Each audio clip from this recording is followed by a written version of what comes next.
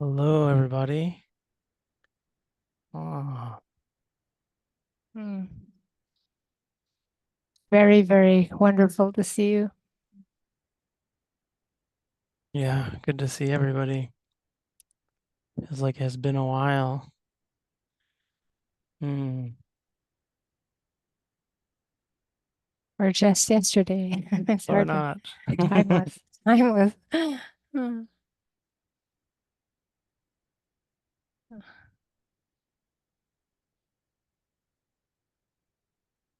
Of course, Mm. everyone's invited to take a look around, see who's here with us today. Mm. Thanks, Yay. to everybody who's been helping keeping the Zooms going while we've been on retreat for the last month or so. Kelly and Amanda taking care of all the Zoom side of stuff, and Ben. Quinn and Mm. Samantha and Suzanne and Margot Yeah. for holding the space. And of course, just everyone for showing up and supporting the Sangha. Silence and supporting us, to let us go on retreat. And um, sounds like things went well. It was funny. I really didn't, hear much. Every so often when I'd have to check my email and I would get these little, how when you come in and it says like it's live streaming, that's just a transcription service, right? It's not like on, we post a video later on YouTube and stuff, but that's just the transcription. So these little haiku that the transcription service spit out once a week, I thought they were kind of cool. Audio settings and personal details, gardening and healthcare, nature sounds and meditation practice. Another one is live streaming and background noise, meditation practice with guided instructions, exploring the present moment. That sound good. Audio quality and bell ringing, Zoom usage and St. Patrick's Day celebrations, meditation and absence of leaders. But I thought they were pretty good. Anyway, that was my sense of what was happening for you all. Hmm. Starting a meditation session, using sensory experience to connect with nature, mindfulness, and non attachment. Sounds pretty good. Hmm. And then, of course, we are tomorrow heading out to travel to Canada to teach about Hollyhock. We'll see some of you all there. So there'll be another basically 3 sessions that we won't be around on the Sundays. Um, and but we'll be back after that, May 12th. We'll be back on the Sunday sittings. Then we're back. And we're back, yeah. I it's a well, some little announcements at the end about kind of like upcoming programs and stuff, but just in case, I know sometimes people can't stay till the very end. I am going to be visiting a little bit in the Pacific Northwest after the Hollyhock retreat, and I sent an email out to Oregon folks at some point. I think in Portland, was thinking of doing just like a small gathering for anyone who was available and interested on the 13th, so May 13th, a Monday. Um, so anyway, if you didn't get the email because your address is not on associated with Portland or with Oregon, get in touch. And if you think you might be available for just a small kind of get together, do some sitting in Portland on the May 13th. We need to actually find a place still. The place we were thinking of isn't going to work out. So if anyone has any ideas, but looking forward to seeing some folks in person. Mm. And of course, up at Hollyhock, Michelle and I have all of our wool down, winter clothes ready. Mini socks. Mm. Hats. Hmm. All We'll right, well, let's get to sit sitting. together. Yeah, sit together. So finding a posture that feels relatively stable, upright, relaxed. Usually it's some fluid balance and dance between these three aspirations. Letting your eyes come to close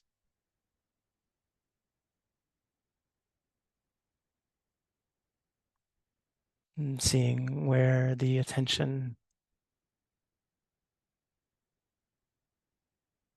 is naturally falling.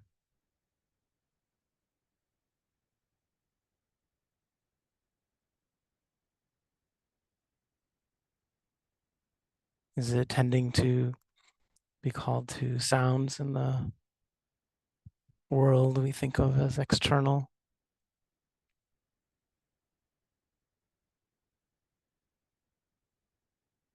Physical sensations in the body,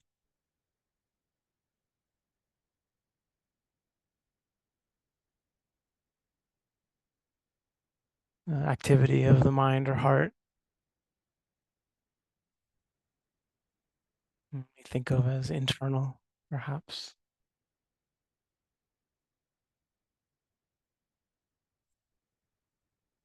Seeing, smelling, tasting.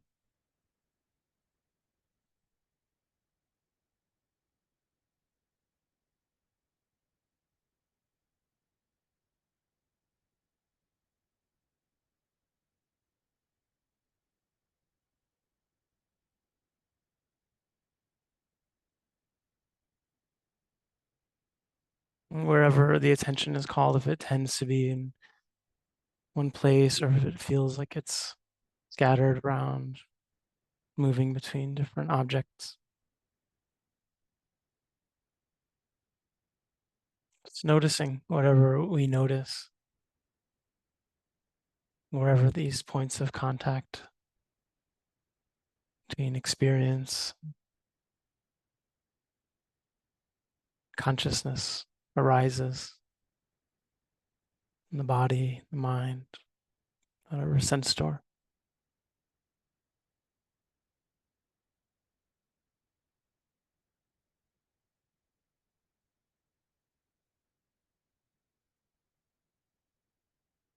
What is the texture of a thought?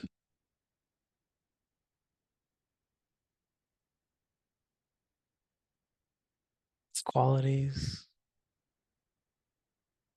emotional undercurrents.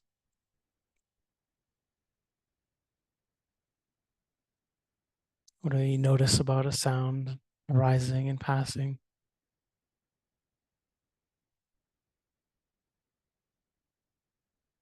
Sensations in the body, pleasant, unpleasant, or neutral.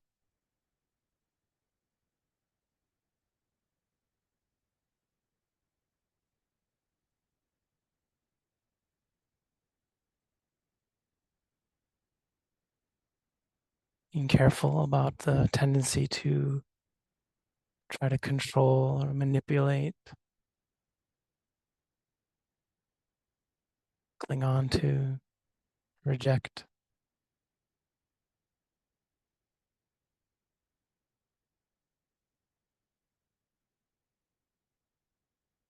Noticing that all of these phenomena are arising and passing on their own.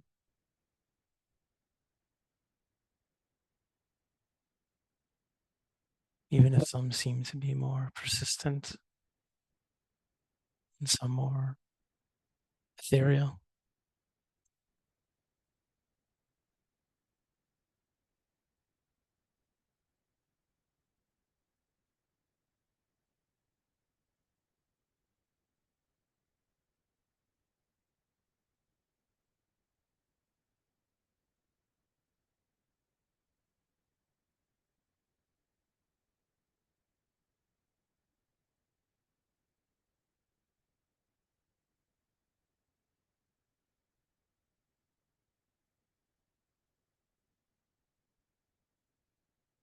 Of course, we do encourage the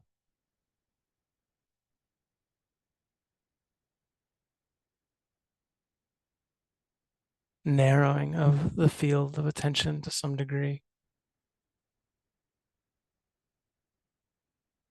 so that we have a little more of an opportunity, space to explore kind of one field of sensation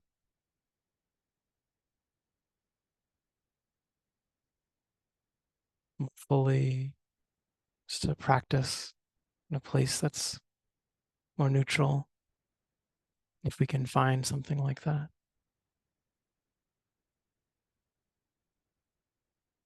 Not going towards the most evocative, the most difficult, the most compelling.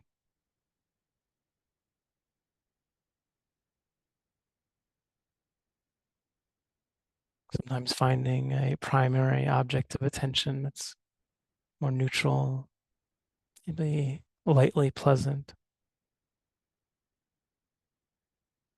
helps us get our footing and develop a sense of continuity of attention, moment by moment.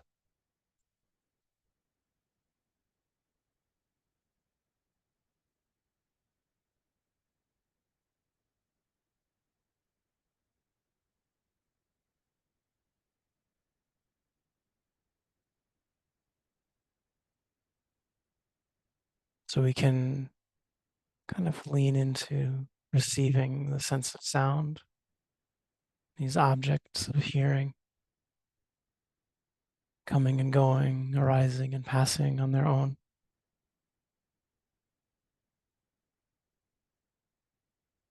Noticing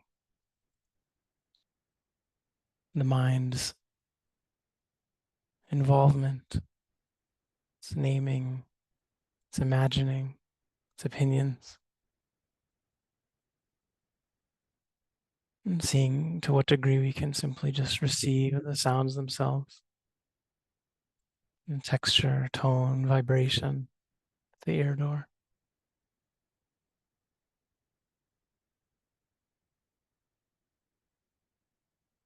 Just allowing that to be our primary focus of attention. If it feels relatively simple, safe, connected.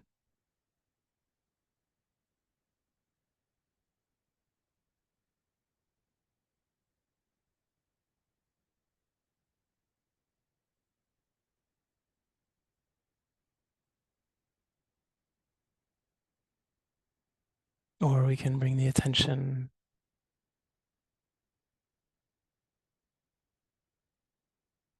more towards what we call the internal in the body, this range of sensations that we experience throughout this field of physicality, not needing to adjust or tweak, just receiving these physical sensations coming and going, just like sounds. Curious as to their qualities, changing nature, noticing the mind's activity and response,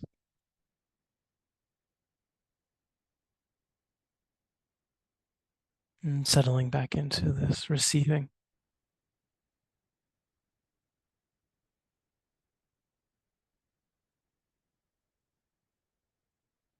Perhaps if the whole body feels too wide a field, just noticing the sensations in the hands,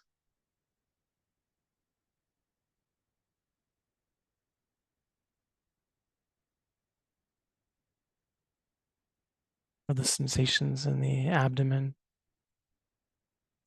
of the rising and falling of the belly as the breath moves in and out on its own.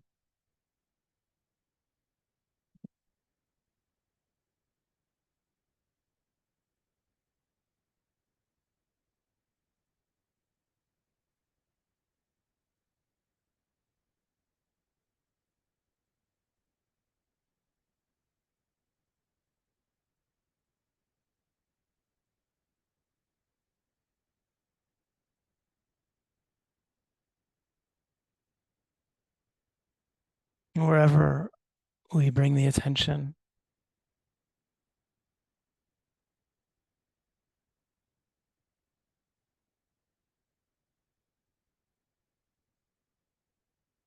it's important to notice that these experiences disappear as soon as they arise.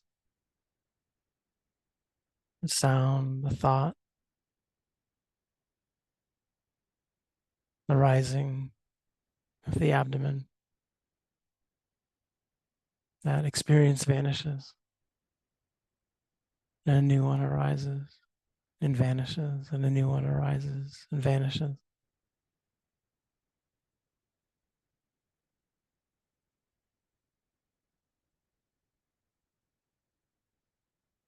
Emotions,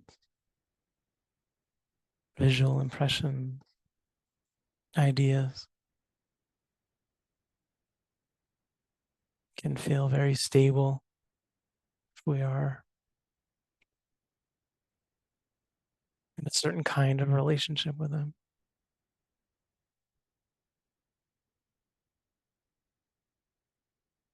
When we are just observing, we watch them disappear.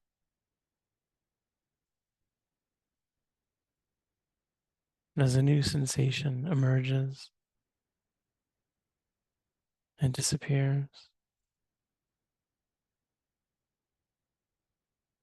and so the fluidity of this flood of experiences becomes apparent.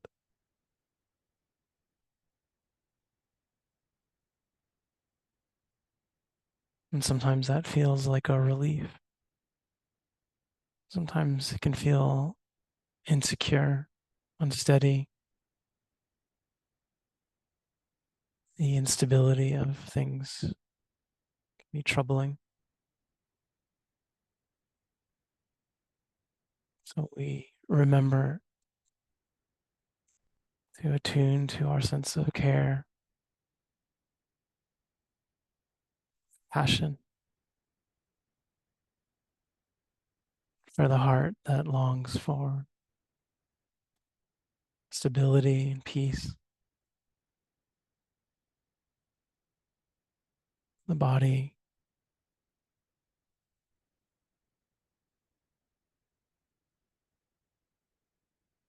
experiences hardship or the loss of pleasant.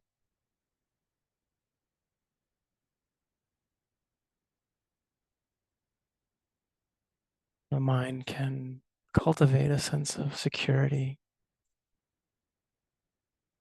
rest in this caring quality, security, safety that we generate and also receive. Receive it in the heart, mind, receive it in the body.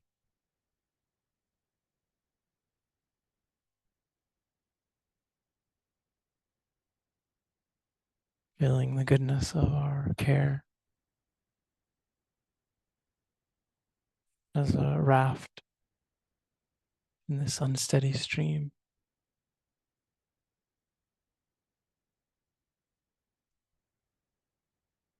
So just trusting that we have the tools to observe, receive life as it's unfolding,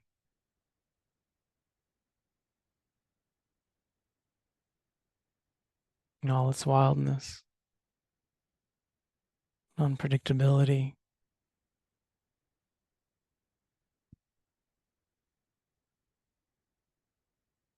and to care for all of the joy and all of the hardship that comes with it in the mind and in the body.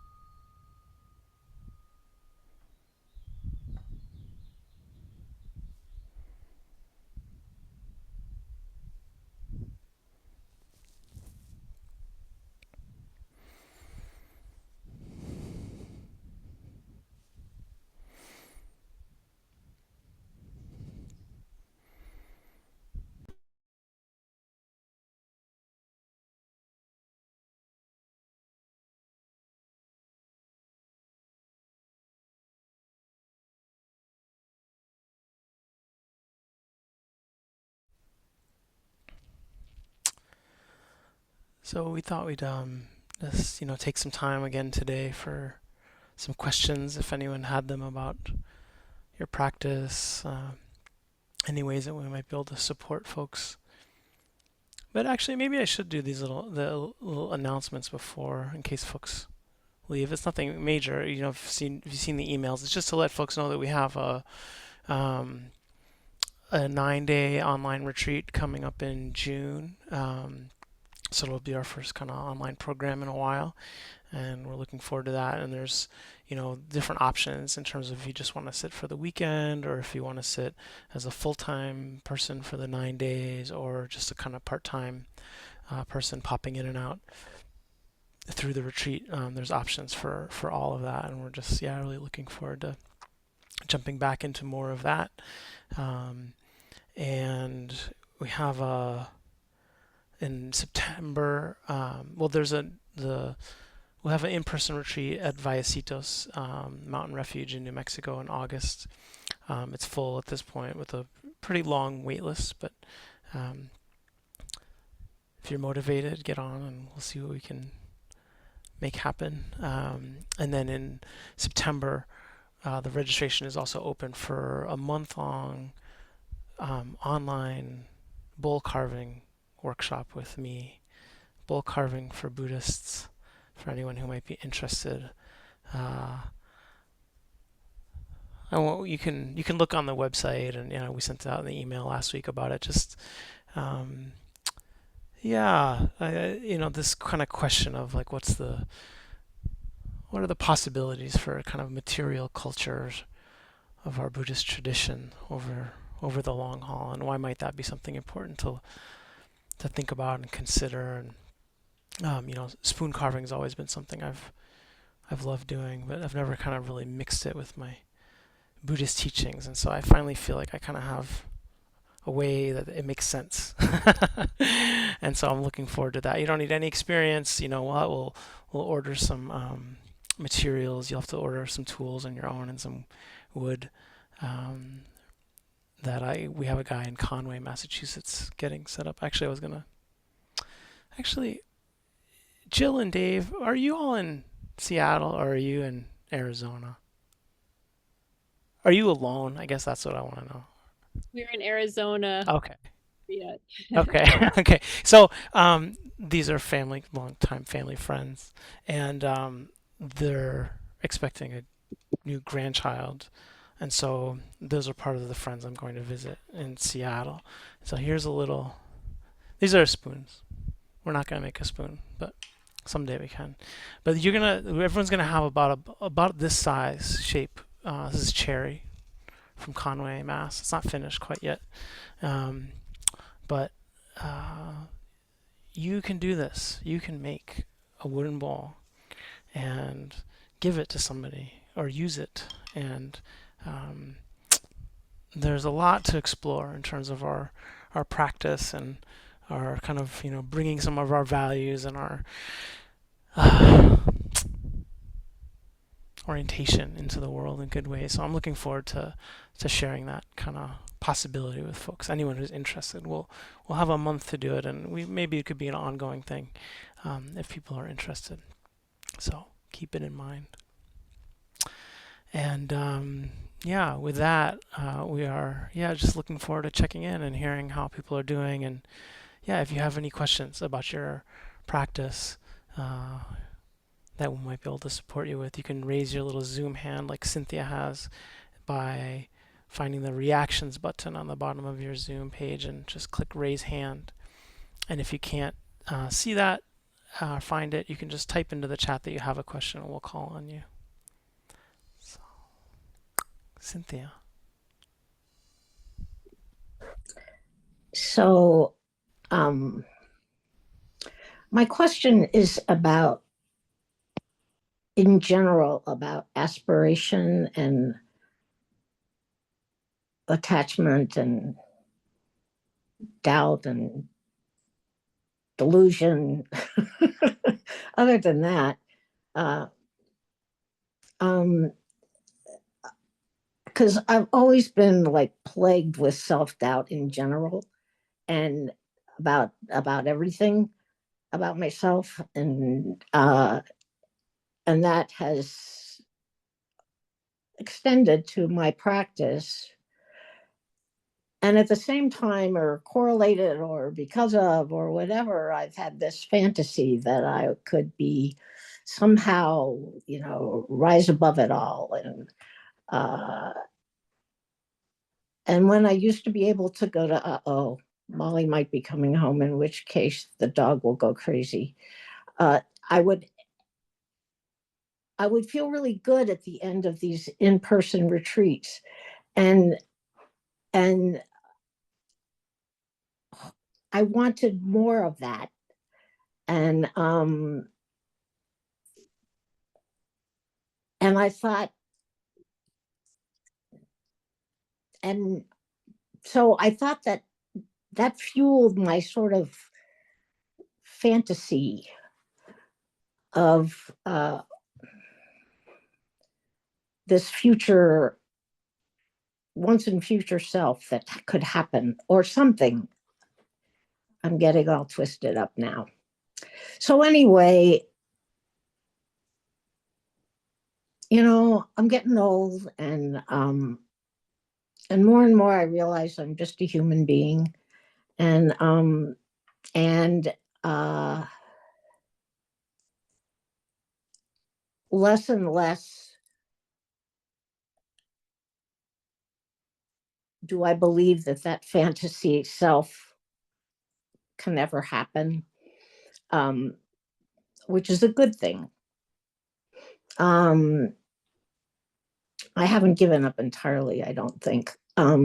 So, and I went through a period of being really disappointed and discouraged, um, and it sort of left me with like,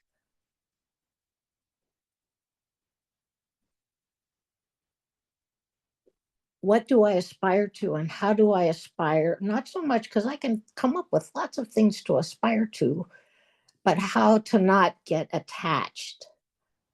Um, and Yeah, or how to, yeah. So how to have aspiration, and aspirations without like just grabbing hold and measuring myself against them and coming up short, and yeah.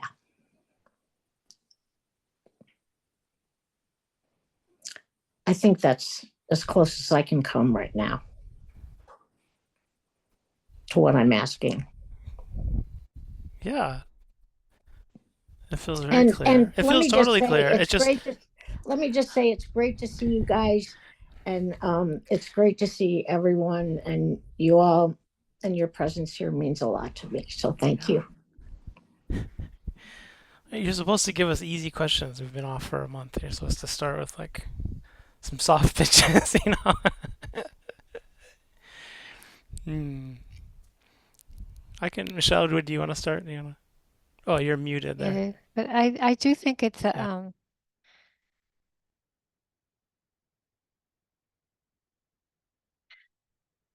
everything you asked is interrelated, or what you described as interrelated.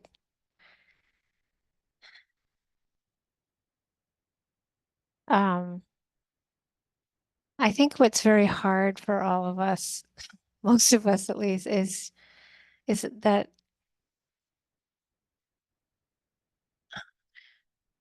it might be something that I was reflecting a lot on retreat, but the fourth Brahmavihara equanimity practice feels like it could be helpful, and that the Buddha taught that karma is imponderable. Now, I'm just sharing what I found helpful this retreat in a way, but it's very applicable. So that's why I'm saying it. In that I think that when we don't like aspects of ourselves, or we feel like they could have improve by now in terms of our aspirations. Often it's often that we're trying to figure out how we could be better or different, but actually it's that we're not accepting karma.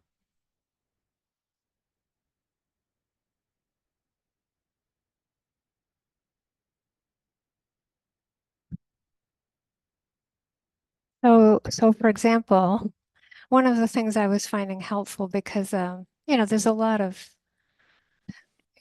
increasing managing care, healthcare outside of myself on even on the retreat. And I found I think it's easy to fall into trying to figure out why we're like we are, or why we're responding or reacting or we are, or how other people are, what's happening for them. And especially I think when you get older and the four heavenly messengers are really in your face. It's like I feel like I'm breathing the four heavenly messengers almost every breath. And I think um, there's a way in which it can be helpful to bring in just this phrase, like a phrase, karma's imponderable, because it can cut all that feeling like you're not doing it good enough or you're not living up to the aspiration, and just karma is imponderable moment by moment, actually. It's just like it just cuts it. It's just like, okay, what's happening right now? You don't have to have the whole weight of a lifetime of doubt or a lifetime of self-hatred, or whatever we have, a lifetime of fear. And does this helpful at all? Because even when we talk about aspiration, there's this level where if it's coming out of a motivation where we're not accepting how things are, it's trouble. Yeah. And it's like but it comes down to how what is happening moment to moment. What is happening moment to moment is an imponderable karma, and it's individual and collective. So if it's the collective karma of what's going on a big level on the planet, right, and all the things that are difficult, or our individual karma, or how we're ricocheting ricocheting with individual and collective karma, what it comes down to is actually we can't figure it out, Right. which for me is a very seductive thought pattern. And I think it's an attempt to come to grips with not being perfect. Yeah. And wanting to be in control. Oh yeah, yeah. Yeah. Just that's what we think would make us safe, Right. and perhaps could improve the imponderable a little bit. So that's really helpful. Thank you. You're welcome. Yeah, it took a long time for me to be in that place on the retreat. Like it was a lot of non-accepting of karma, but like it finally really started to click in as I felt like the fourth Brahma Vihara started to be very fortifying, especially in these times. Like it's like it's so helpful to just like get that it was one of the strongest Buddhist teachings, really. And it allows you to just be, the Molly came home. Hi, Molly. Anyway, it's just that sense of being with what is, but it's an added being with it, what is, it, if you're trying to figure it out, it doesn't work. It doesn't. Yeah. So Jesse, I don't know if you have anything to add to that, but that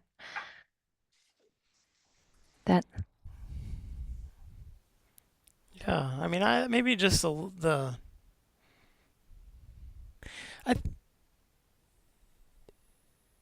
You know those Catholic those labyrinths, that they have where like you kind of go towards the center and you move away and obviously one of the most like fundamentally powerful things about that I think experience is that sense that you have no idea where you are in relationship to your goal, and that there's the times where you feel most close to the center, but really you have much longer to go, or sometimes it's right when you feel like you're most distant from it is when you're on the last shoot towards the center, And I do think that there is something you're describing that is like a very clear description of that really painful process of maturity, spiritual maturity, of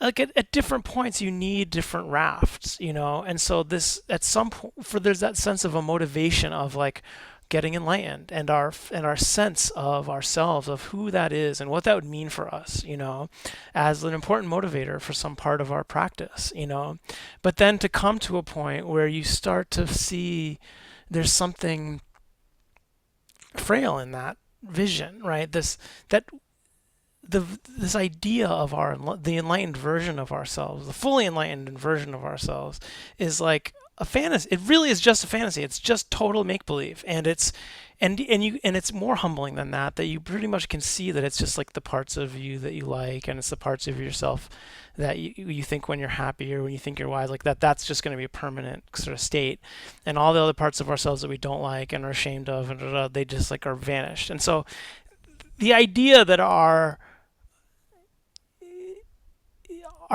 ourselves as and fully enlightened is just a composite of all the places where we want to be identified. It's like that it's wrong, right? Like that just can't be really what it is, and so that there's some part of your heart that gives up on that, and that's scary, and of course there's doubt that comes with that, right? Of course there's like lostness and bewilderedness and uncertainty and a sense of like, well, then what is it? And then what is my motivation if it isn't this sort of like clear, coherent goal? And yet you continue to practice. And I think that the mystery of that, as much as like, the mystery of karma and like this sense of maybe you don't need to have a clear cohesion. Where am I? Okay, Aaron Hannah. Maybe you don't need to have like that coherence of a fiction, and maybe that fiction actually is part of what gets in the way of a path with more integrity, right? And that just happens on its own, and it's happening on its own, and it's like and it is a sense of maturity, and it doesn't always feel good. In fact, it can feel like this sense of like really starting to wonder about like that not only do we let go of all of the parts of ourselves that we don't like, but that we actually have to let go of this parts of ourselves that we do like and identify with and feel, and where does that leave us? And so it's like you're right also to be careful and to be patient and not push it and to not kind of be drastic about like decisions or anything. I think it's that sense of you start to, I think really kind of what Michelle is saying, you don't need necessarily more of a motivation than what's happening right now. It's like, what is our relationship to this? And are we seeing it clearly? Where are we identified? Where are we rejecting or clinging or craving? And that it can be very much the present moment, and what we're encountering in the present moment can be enough of a motivation. It doesn't have to be loftier. It doesn't have to be further out in time or space, that it's like whatever we're encountering here can be enough to feel like we don't want to suffer, and we want to be kinder, and we want to have more of an open heart, more sensitive and yet more strong and more flexible and more whatever. It's just like with whatever's happening right now, and starting to like, where do we manage that process? So I think it sounds great. I think it's really wonderful. And I also recognize that it's like these are the,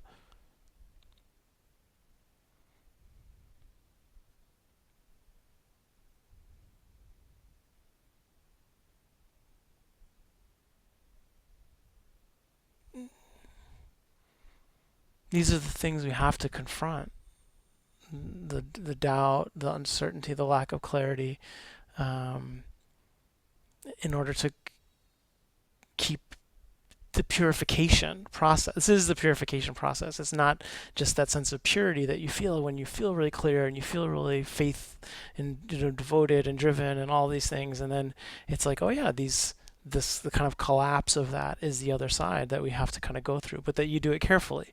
You don't always necessarily do it like super warrior, but you do it gentle and you pace yourself like you've been doing. So yeah, sounds great. Mm. Thank you both so much. Yeah. Hmm. Samantha. Hello. Hi. Hello, Samantha. Hey guys. Hello. My question, I'm not sure if it's new. It's not new, but here it goes again. So I have been doing a brief self-retreat, and I guess I just needed some reassurance that the more still and quiet my practice becomes, the more extreme and out of control some of the sitting experiences are. And sometimes, good and bad, marvelous and painful. I mean, sometimes it's like, is this for real? I'm just grateful that I sit in a quiet place and that we come back to this body. Grateful for the body.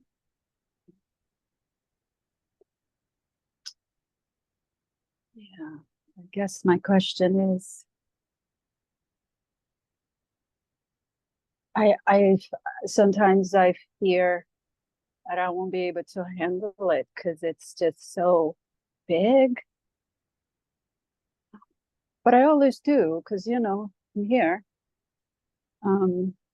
I'm grateful. There's a lot of joy and a lot of gratefulness for some karmic motivation to keep going. Sometimes, look at my cushion and it's like, Gary, here we go again. Strapping up. Deep breath.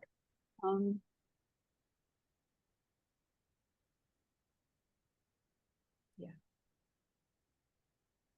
I guess I just needed some reassurance that I'm doing the right thing.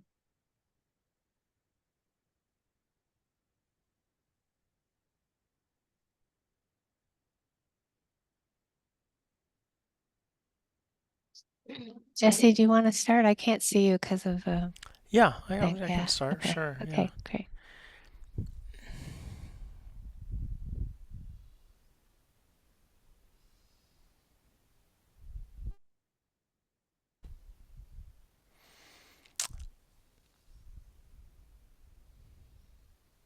It's like the the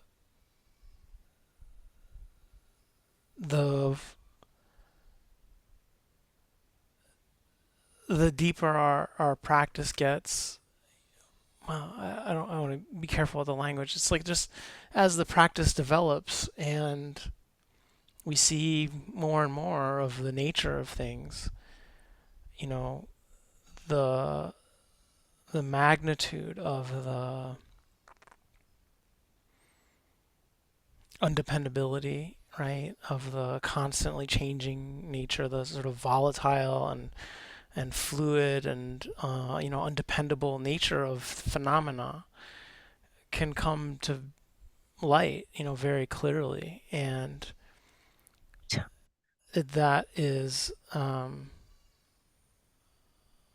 of it can be a very overwhelming experience. The idea is like that is happening as the equanimity develops and the mindfulness develops. So it's like the mindfulness needs enough stability and precision and strength, right?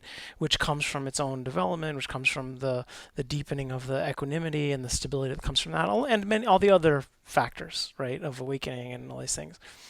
That it has to get to a certain point of strength and capacity within all of those factors to be able to see that truth of things.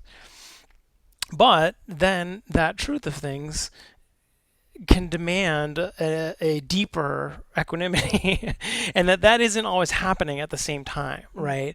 That there are these what you're describing and you know, and it can be in more and less extreme examples, is like that sense of where the equanimity hasn't fully developed for that stage of insight, right, and understanding, and that's a lot of what the path looks like. It's like, oh, you get to some new place and it's like, oh, you're clinging to it or you're scared of it or whatever, or we start to fantasize about it, whatever. It's like, and so it's like you have to kind of like the purification process starts again at every level of insight, you know. And that is a mysterious and undependable process as well, right? You can't just it's not you don't know how long it'll take at any given place to start to feel more stable in anything. And so because of that, you do also want to be careful, right? That like I think there is this place of courage and determination that you obviously have, and there's a sense of like, okay, I'm jumping back into it, and you know, I want to get, you know, awakened, and I want to see more, and all of that, you know, which is wonderful and necessary. And there is another part where it's also, we have to see that like equanimity doesn't develop by kind of like picking at an open wound either. You know what I mean? It's like if there's a lot of fear and if there's a lot of sense of kind of you know, instability and needing kind of the desire for something more stable, that sometimes like kind of forcing yourself back into that experience isn't actually helpful, right? That it sort of actually chips away at the mindfulness, it chips away at the equanimity, because you're not giving your system time to sort of sit back and recover and kind of digest it, you know. So that would be my only question for you, you know, and it's like the kind of thing where it's like you of course we're always wanting to help and work with you around it, but it will ultimately come to you making the decision at some point to say, actually, maybe I need to rest or go take a nap or go take a walk or read a book or let things get, you know, intentionally bring things in that are going to be more congealing of ourselves and of, you know, our experience around us, and more, you know, give us more of a sense of sort of stability or in goodness. And so, you know, we have tools around that we've worked with and talked about. But I think that would be my kind of question for you, and to see also what Michelle has to say. It's like, do you feel like you are? Is there any place where you feel like you're pushing too hard, and that maybe you're not letting yourself kind of like just sort of recover and sort of digest what's happening? Or does it feel like you still can go into these spaces and feel like there's mindfulness and there's care and there's equanimity and you have access to some of these qualities? Yeah, don't feel like I'm pushing too hard at all.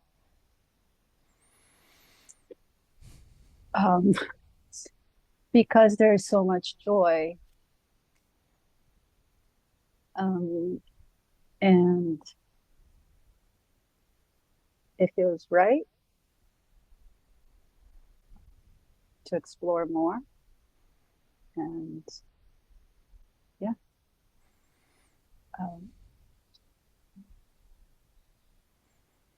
And the places where I find stability, as you call it again, are new often.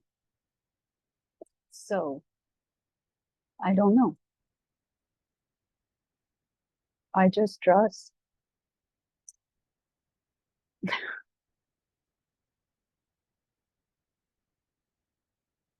Oh, Michelle, you're muted. Yeah, I have two questions, which I'm not sure if they're helpful or not.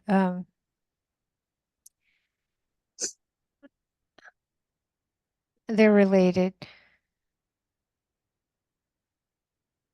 I think it might be helpful. I don't know. I don't expect you to know the answer to this, but to look at what part of you that is actually needing reassurance. And then what part of you is afraid. Because sometimes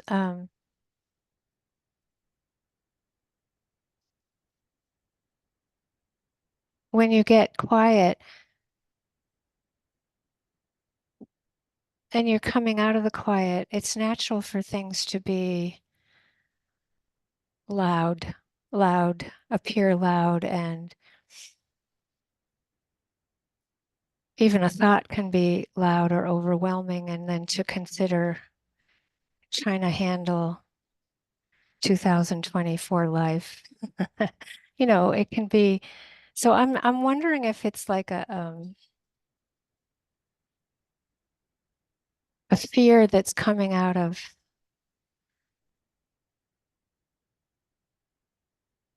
a transition out of quiet to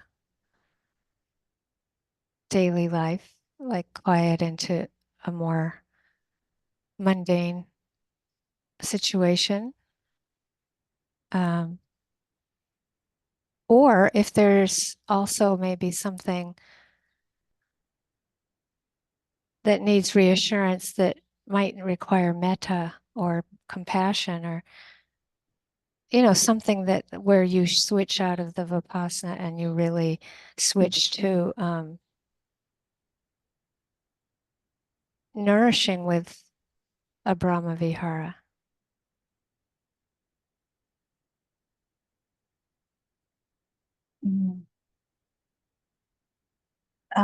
I expect the transition to be like you described.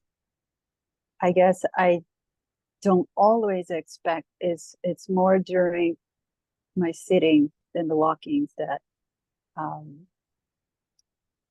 things become just so fast and intense.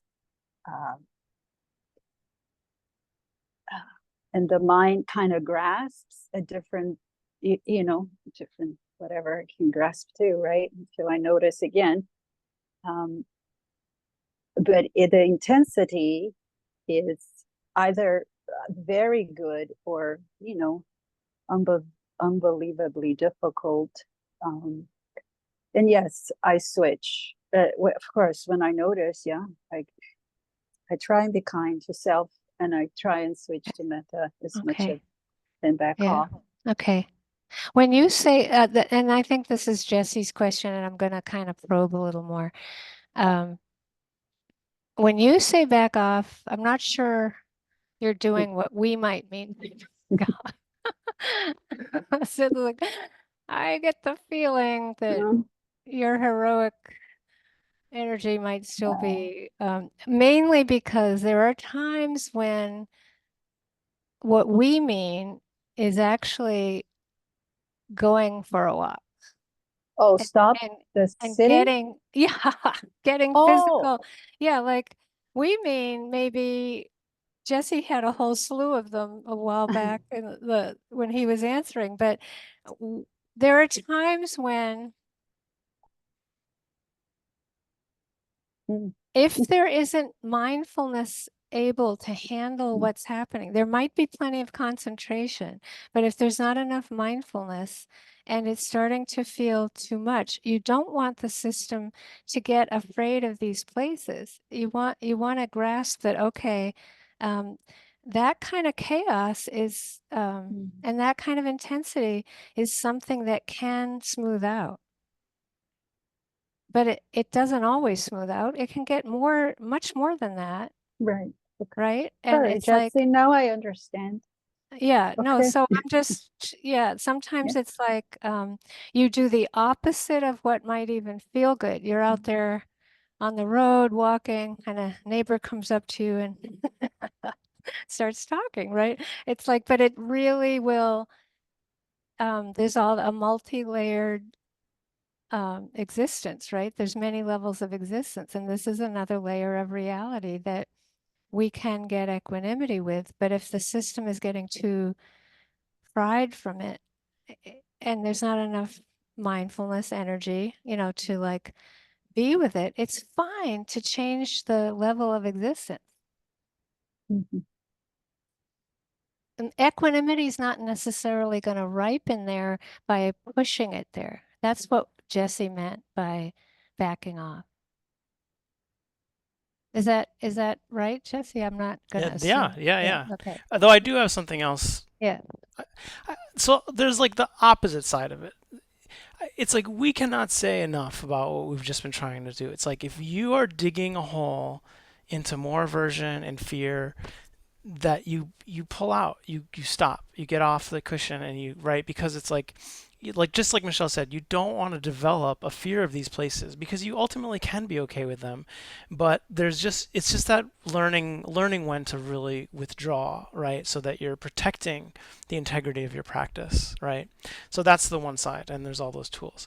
There's the other side of when things are overwhelming and they're moving so fast as you described, where part of the problem, if the mindfulness is there and the equanimity is there, and you're not kind of getting pulled into that sort of like the gravity of fear or overwhelm, part of the problem actually can be is that you're trying too hard to be mindful, and that the mindfulness can keep up with moments as fast as they're moving, but it can't do it on purpose.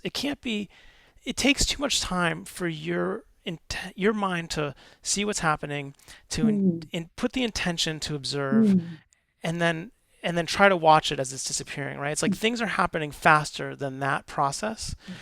And so there are times where you just need to really just relax the attention. Stop. You don't need to try to be pushing mindfulness or pushing concentration or pushing anything. That can be part of what causes the tension and the sense of stress and overwhelm in these situations, is that reality is moving faster than you can volitionally keep up with. But that actually, if you relax the attention in those places and just let things flood, it will get often less clear, but it will be less painful. And that is sometimes what's needed in order to sort of drop in at that point. In a different way, right? So that you let go of that sense of like your own volitional effort at mindfulnessing, right? And you just like let it happen and see what happens. And you have to be willing to let go a little bit of like some of that kind of, maybe sometimes some of the clarity and precision, but it can be a doorway into more of the equanimity and actually seeing more clearly, because there's this invisible me that keeps trying to assert itself on what's happening. And if you can let go of that at times, you get into another kind of relationship, right, with the experience that's fruitful. Often we don't like these, Samantha, just letting you know. Often we don't necessarily like it when it's like this. Even if you think you're being equanimous, it's like it can easily slide into wanting it to be less intense or less chaotic or less like it. And that's like, it's partly with all of this stuff, it's like you take the homeopathic dose. Yeah. And that's what it is the doubt comes up when, of course, I'm managing it somehow. Right. But there is a doubt because the last one was just so wild, right? So you wonder if there's going to be, Right. And that's why we're suggesting that perhaps to the whole, if we look at what we're attempting to do, you're trying to get a relationship of wisdom, metta, the Brahma Viharas, with anything that appears. And so this is not an easy place to do that. Yeah. I think it's helpful to make it brother, like Jesse says. When I do that, it it's more digestible. Great. Yeah, thank you. Well,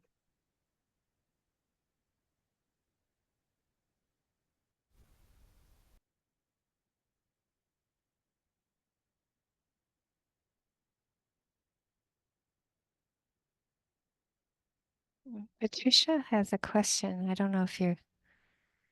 Yeah. Great. Hi, Hi, Patricia. everyone. Hi.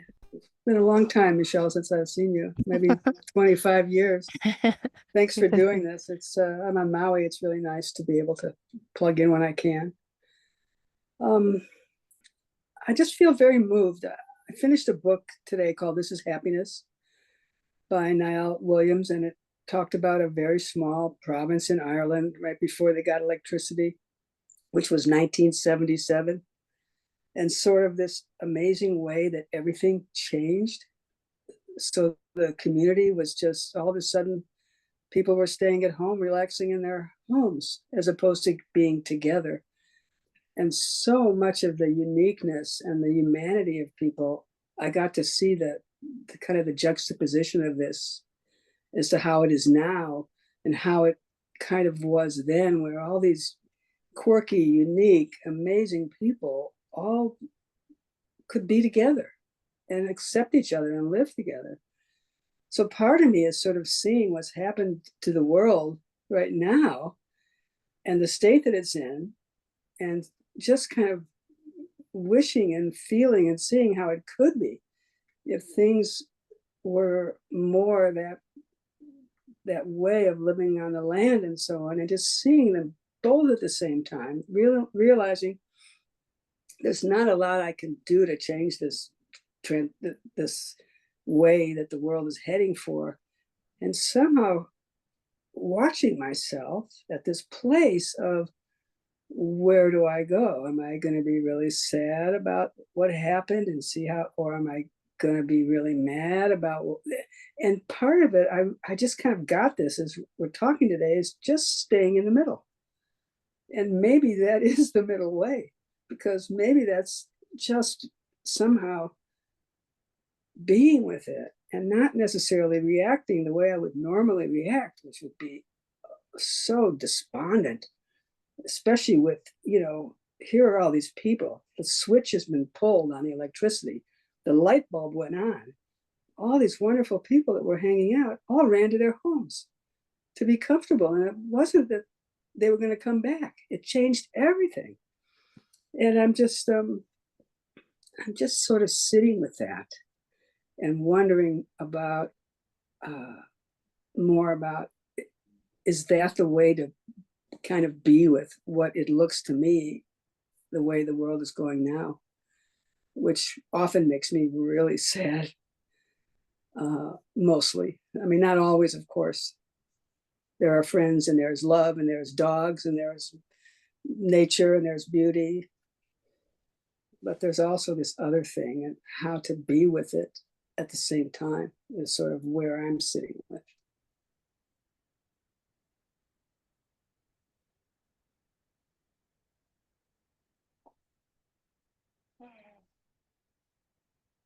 Yeah.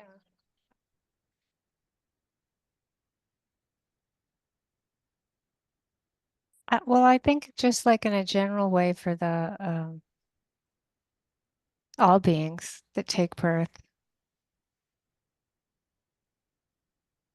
the anicca, impermanence it's just such a deep teaching, that we can take the particular aspect of what you're saying in terms of being sad about that change. I know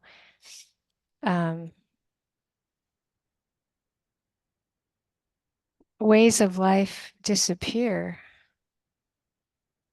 I just can, if you look at just the Homo sapien, never mind the Neanderthal, or like look at the planet, look at all the changes that have happened, and I think it's important to grieve when we're sad, to value and respect what we had and what changes. And if we want to, I lived for years without electricity or running water. But I also appreciate reading by a better light. Like, there are aspects to change that can be positive, and I don't necessarily think it's always the technology that creates the separation. That um,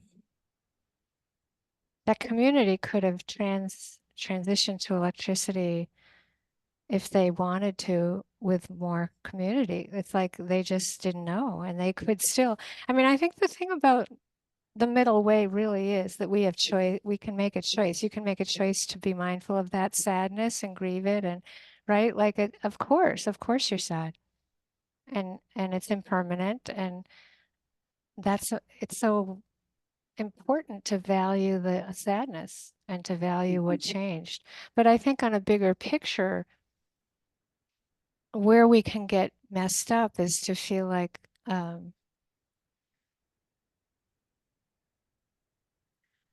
that community doesn't have any choice, Mhm. because it does. Do you see what I'm saying? I hope you're getting what I'm saying, that like there can be change that happens, and then there's an ignorance about how the technology might affect us, and then we make a change. But I think of course things are a bit daunting.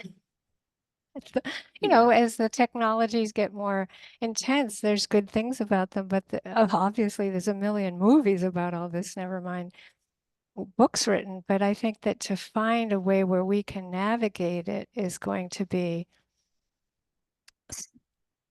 right, really trying to stick by your values as best you can, Yeah. right?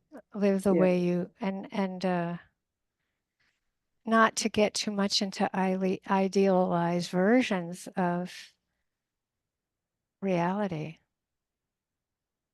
Mhm. I mean, I just look at the neighborhood I'm in. The pandemic really created a lot of community, and I would say it's gone. I mean, I am not sure. I don't know if everybody would agree, but it's like, wow, it was so awesome, and then it's gone, and that's Yeah. do you see what I'm saying? That there are levels where things can kind of come together for humans and be good, and families and individuals, but anicca, I think we really have to get the Buddhist teaching on anicca, dukkha, anatta, and then the Brahma Viharas, and to know that you have a choice to bring all that in to really live the middle way.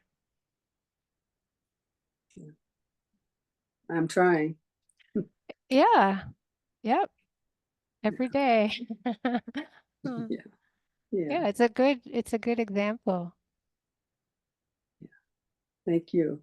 Hmm. Mm. It is. I think it's just let's say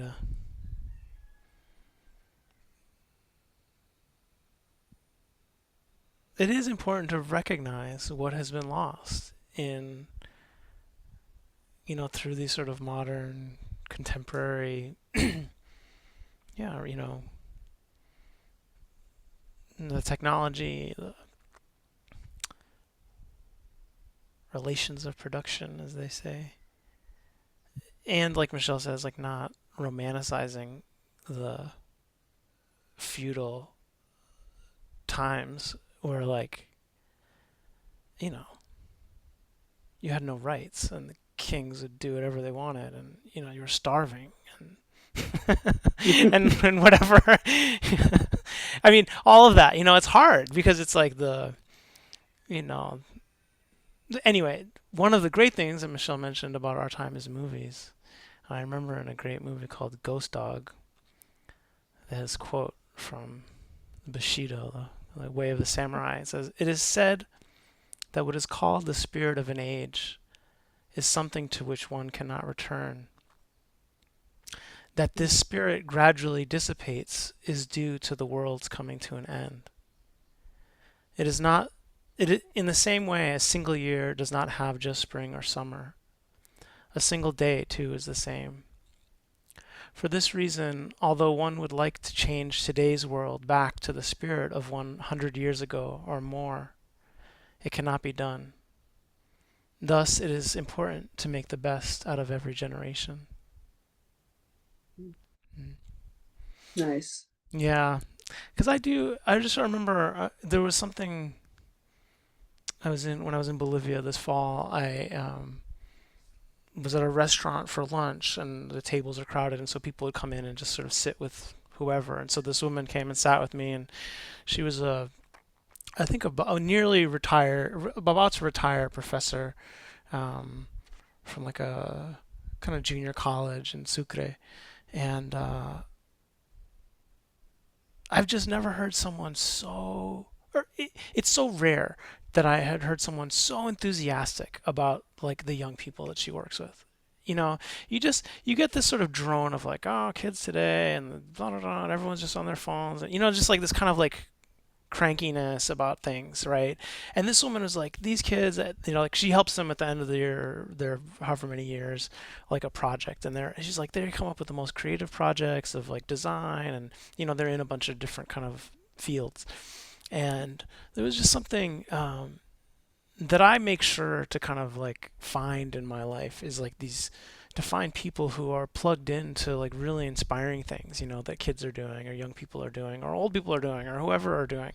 Because I do think that we can, in the acknowledgement that there are really negative sides to all of the technology and all of the way things are, and how some of it seems so unavoidable, right? It does seem like, well, this leads to that, and there's no way around that, or there's not human choice in it.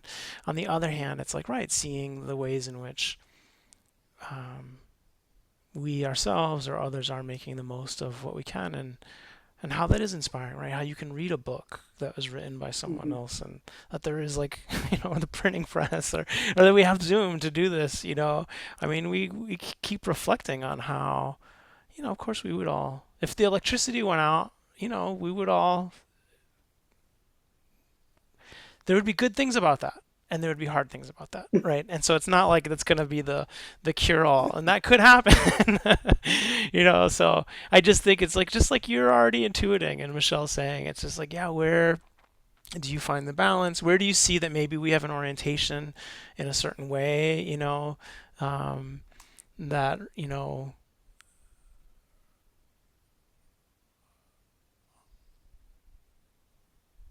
it's like the bowl carving stuff or the spoon carving stuff for me. It's like I love this process of like hand tools, right? There's no electrical stuff involved, and it's just like, it hurts, it's difficult, it's boring, it's slow, but there's this something I can see that gets lost when it's like, well, you just buy your bowls at Target or whatever, and you don't know who made them, and there's not like all of the relational pieces that get lost in that, and yet I don't have a sense that like the solution is that like if we all just need to go back to carving our own spoons, and that we should be doing it with stone tools instead of steel, because that's really more authentic, because that was when the real pure community was, when people were using stone versus steel. It's like you can just go, it doesn't, what I mean, there's some place but that sense of like, how do we recognize what's been lost and find some ways of trying to protect those relationships, protect the communities, protect the dynamics, even with ourselves, right? The sense of our own capacities and what we might be losing by, draining so much attention in these other ways, but not feel like it's necessarily like a damning of the world as it is. I think what might have struck me so much was I'm missing some of that in my life, and I think that's what poked me a lot in reading that.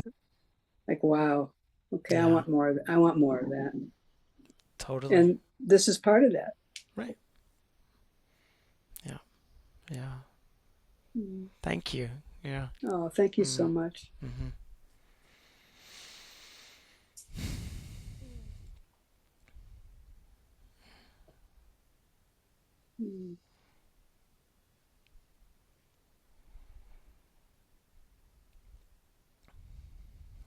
All right, friends.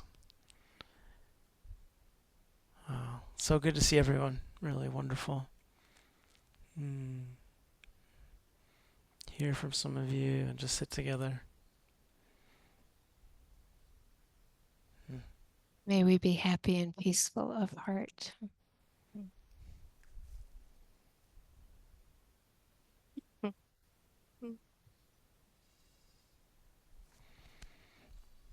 Take care, everyone. We'll see you all in a couple weeks. Yeah. Ciao.